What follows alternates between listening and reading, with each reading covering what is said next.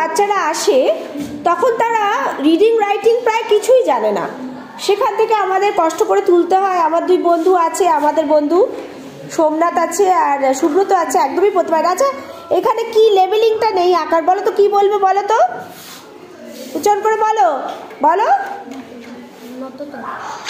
উঠলোই না নততল, আবার নিতে হবে।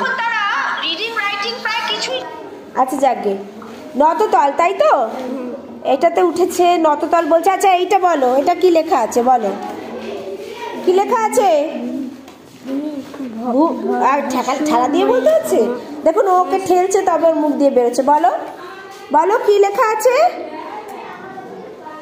হ্যাঁ ভয় দীর্ঘ, হ্যাঁ একটু গাড়িটা আগাও, বাড়ি যাবো না দিদিমণি, বাড়ি যাবে না, এখানে তো আটকে গেছে। বলো ভয় দীর্ঘ, ভয় দীর্ঘ কি হয়?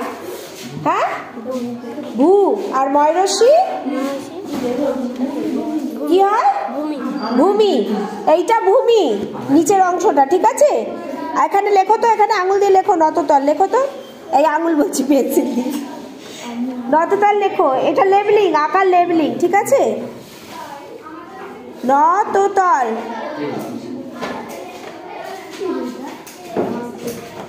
হ্যাঁ ভেরি গুড, এই তো লিখতে পারো। আন্ডারলাইন করো, আন্ডারলাইন করো এটাকে, এইটা হচ্ছে আকার নাম, এটা লিখবে, এটা লাগে, ঠিক আছে। মাধ্যমিক